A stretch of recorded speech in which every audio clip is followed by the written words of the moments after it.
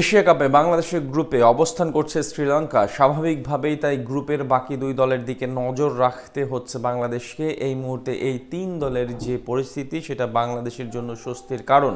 বাংলাদেশ যেখানে আছে টানা সিরিজ জয়ের ছন্দে, সেখানে শ্রীলঙ্কা গুটিয়ে যাচ্ছে 100 রানের আগেই। আফগানিস্তানও খাবি খাচ্ছে দারুণভাবে। সব মিলে সুপার ফোরে যাওয়া যেন বাংলাদেশের জন্য সহজ এক রাস্তা। বাকিটা প্রতিবেদনে।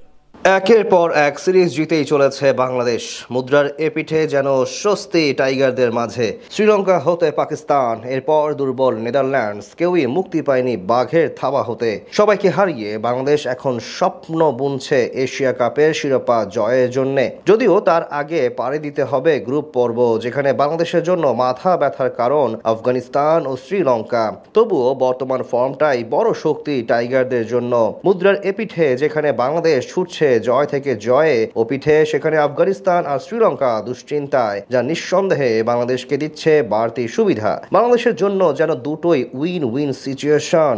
সবার আগে চোখ রাখা যাক শ্রীলঙ্কার দিকে। এশিয়া কাপকে সামনে রেখে তারা প্রস্তুতি নিচ্ছে জিম্বাবুয়ের বিপক্ষে একটি টি-20 সিরিজ খেলে। সিরিজের প্রথম ম্যাচেই লঙ্কানরা বুঝতে পারে সহজ প্রতিপক্ষ নয় জিম্বাবুয়ে। ম্যাচের বেশিরভাগ সময় এগিয়ে ছিল আফ্রিকান দলটি, জয়ের দ্বার প্রান্তেও পৌঁছে গিয়েছিল তারা, কিন্তু শেষ মুহূর্তে নাটকীয় এক ইনিংস খেলেন কামিন্দো মেন্ডিস। তার দারুণ ব্যাটিং এর উপর ভর করে কষ্টার্জিত জয় তুলে নেয় শ্রীলঙ্কা। সেই ম্যাচের ফলাফলে অনেকেই ভেবেছিলেন অভিজ্ঞতার জোরে লঙ্কানরাই শেষ হাসি হাসবে, কিন্তু খুব বেশি অপেক্ষা করতে হয়নি সেই ধারণার ভাঙতে। সিরিজের দ্বিতীয় ম্যাচে প্রমাণ হয়ে গেল প্রথম ম্যাচটা ছিল অনেকটাই ফ্লুক। এবার পুরো ম্যাচ নিয়ন্ত্রণ করলো জিম্বাবুয়ে। ব্যাটে বলে দারুণ পারফরমেন্সে লঙ্কানদের চাপে ফেলে দেয় তারা, আর শেষ পর্যন্ত ঘটে যায় অবিশ্বাস্য এক ঘটনা। শক্তিশালী শ্রীলঙ্কাকে তারা গুটিয়ে দেয় মাত্র 80 রানে। হ্যাঁ, আপনি ঠিকই শুনেছেন, এক সময় বিশ্বসেরা দল, যারা এখনো এশিয়ার অন্যতম পরাশক্তি হিসেবে বিবেচিত, সেই শ্রীলঙ্কা অল আউট হয়ে যায় মাত্র 80 রানে। এতে করে 5 উইকেটে জয় তুলে নেয় তারা। শেষ ম্যাচে এখন নির্ভর করবে ফলাফল। শ্রীলঙ্কার বর্তমান দুরবস্থা জানা হয়ে গেছে, এবার দেখা যাক আফগানিস্তানের চিত্র কি। সম্প্রতি আরব আমিরাতের বিপক্ষে এক ম্যাচে প্রায় হেরে বসেছিল তারা। শেষ দিকে কোনো মতে ম্যাচ ঘুরিয়ে নিয়ে জয় নিশ্চিত করলেও সেই পারফরম্যান্সে ফুটে উঠেছে দলের দুর্বল দিকগুলো।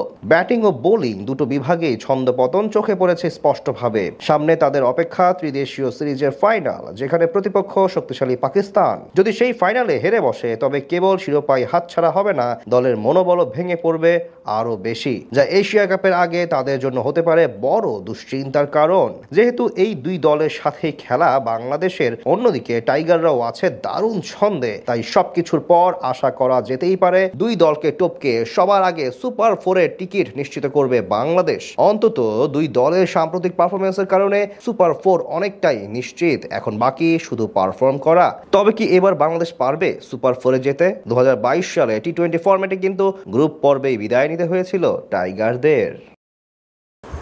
এশিয়া কাপ খেলতে সংযুক্ত আরব আমিরাতে পৌঁছে গেছে বাংলাদেশ দল। বাংলাদেশের এই দলটা এশিয়া কাপের ফাইনাল খেলার সামর্থ্য রাখে, কিংবা এশিয়া কাপের ফাইনাল খেলবে। এটা কি আপনি বিশ্বাস করেন? আপনার বিশ্বাসটা আপনার মতো, ক্রিকেটারদের বিশ্বাসটা তাদের মতো। আমি বিশ্বাস করি বাংলাদেশের এই দলটার খুব ভালো সম্ভাবনা রয়েছে এশিয়া কাপের ফাইনাল খেলার। এই কথাটা এই পর্যায়ে অনেকে হয়তো মনে করবেন যে অতিরঞ্জিত, অনেকে হয়তো মনে করবেন যে এটা একেবারেই সম্ভব না, কিন্তু কিছু মানুষ ডেফিনেটলি আছেন যারা বিশ্বাস করেন বাংলাদেশের এই দলটার এশিয়া কাপের ফাইনাল খেলার সামর্থ্য রয়েছে এবং সেটা সম্ভব। কেন আমি এই কথাটা বলছি? দেখেন, একটা ব্যাপার তো নিশ্চিত যে বাংলাদেশ টিম অনেকটাই মোমেন্টামের ওপরে ভেসে ভেসে চলে, এবং মোমেন্টাম যদি ঠিক হয়ে যায়, মোমেন্টামটা যদি ফেভারে থাকে, বাংলাদেশ যে কোনো দিন যে কোনো কিছু করে ফেলতে পারে।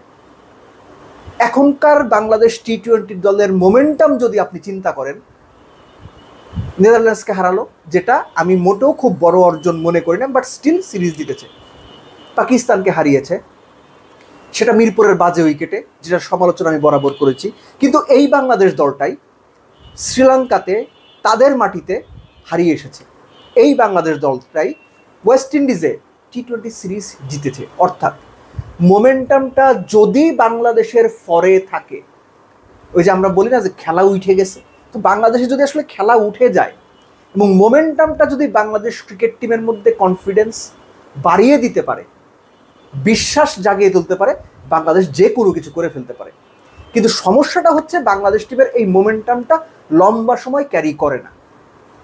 আপনি যদি 2019 বিশ্বকাপের দিকে ফিরে যান, দেখবেন মোমেন্টামের উপরে ভর করে বাংলাদেশ প্রথম ম্যাচটা সাউথ আফ্রিকাকে হারিয়েছে এবং নিউজিল্যান্ডকে হারাতে হারাতে পেরে ওঠেনি। ওই যে মোমেন্টাম ব্রেক হয়েছে, বাংলাদেশ কিন্তু পুরো টুর্নামেন্টের ঘুরে দাঁড়াতে পারেনি।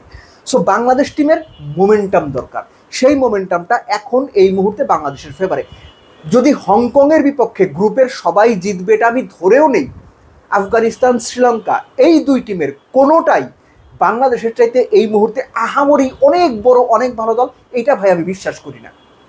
আফগানিস্তানের স্পিন অ্যাটাক ভালো, অমুকে 200 স্ট্রাইক রেটে রান করে, অমুকে মিডল অর্ডারে ভালো রান করে, অমুকে ভালো ফিনিশিং দেয়, শ্রীলঙ্কার ক্ষেত্রেও তাই। এগুলো আছে, আপনি জানেন, আমি জানি, প্লেয়াররাও জানে। কিন্তু আফগানিস্তান শ্রীলঙ্কাকে আপনি বাংলাদেশের চাইতে অনেক এগিয়ে রাখবেন, এটা হলে ভুল হবে, এটা সঠিক হবে না। বাংলাদেশ, আফগানিস্তান, শ্রীলঙ্কা এই তিনটা দলের এই মুহূর্তে টি-20 সামর্থ্য অলমোস্ট কাছাকাছি।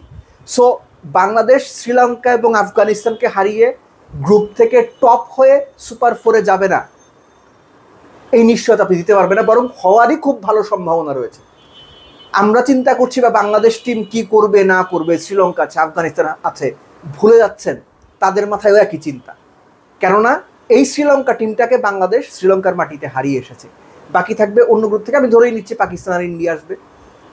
ভালো উইকেটে বাংলাদেশ আরব আমিরাতের সঙ্গে যেমন হেরেছে, পাকিস্তানের সঙ্গেও হেরেছে, কিন্তু স্টেজটা যখন এশিয়া কাপ, যখন এটা বাইলেটারাল বা দুই দেশের সিরিজ না, এশিয়া কাপের মতো ইভেন্টে anything is possible.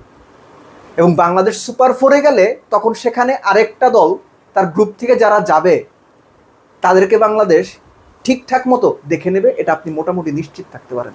So Bangladesh first round থেকে বাদ হয়ে যাবে, সুপার 4-এ কোয়ালিফাই বা সেকেন্ড রাউন্ডে কোয়ালিফাই করতে পারবে না, এটা হইতেই পারে।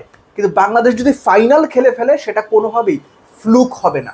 বাংলাদেশ যদি এশিয়া কাপের ফাইনালে যেতে পারে সেটা কোনোভাবেই আন্ডারডগ হিসেবে কোনো রকম ব্লাফ দিয়ে চলে গেছে এরকম হবে না। কেননা বাংলাদেশকে সর্বোচ্চ লেভেলের ক্রিকেটটা খেলেই সাথে ভাগ্যের একটা সহায়তা নিয়েই তারপর পরবর্তী স্টেজে যেতে হবে।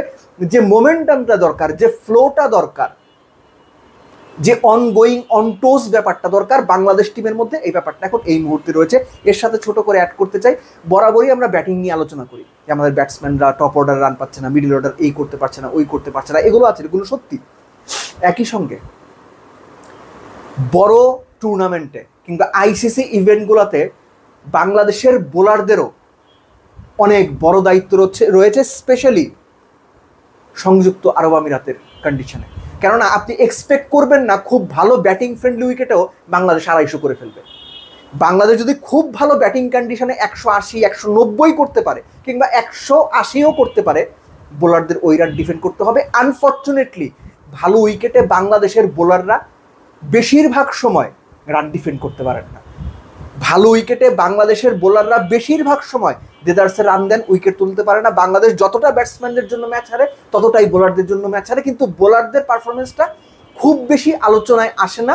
কেননা দেখা যায় যে একটু ফেভারেবল উইকেটে বাংলাদেশের বোলাররা মোটামুটি ভালো পারফরমেন্স করেন, যে কারণে ভালো ব্যাটিং উইকেটে বা ভালো ব্যাটিং সারফেসে বাংলাদেশের বোলাররা যে ম্যাক্সিমাম সময় ফেল করেন, এই আলোচনাটা তুলনামূলক কম হয় যতটা বেশি ব্যাটারদের নিয়ে হয় সেই তুলনায়। সো দায়িত্ব সবারই আছে, কিন্তু আরব আমিরাতের ওই কন্ডিশনে পার্টিকুলারলি এই মেসেজটা বোলারদের কাছে থাকাটা বোধহয় খুব ইম্পর্টেন্ট, যে তাদেরকে অ্যাকচুয়ালি 200-250 রান বোর্ডে বাংলাদেশ হয়তো বা দিতে পারবে না যদি বাংলাদেশ পরে ব্যাট করে। সো বোলারদের ওই 180 রানের মধ্যে 170 রানের মধ্যে অপোনেন্টকে আটকাতে হবে, এই চিন্তা, এই প্ল্যান থাকাটা খুব জরুরি। বাট বটম লাইন হচ্ছে, আমি বিশ্বাস করি বাংলাদেশ টিমের খুব ভালো সম্ভাবনা আছে ফাইনাল খেলার, তবে তার আগে সুপার 4-এ কোয়ালিফাই করতে পারবে।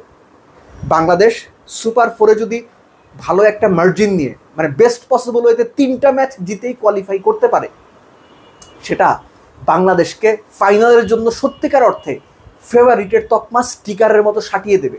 সো বাংলাদেশ টিমের ওপর ওই ভরসাটা আমার মনে হয় সবারই রাখা উচিত, এবং অপোনেন্টও বাংলাদেশ টিমকে হালকাভাবে নিবে এই এশিয়া কাপে, এটা আমি একবারের জন্য মনে করি না।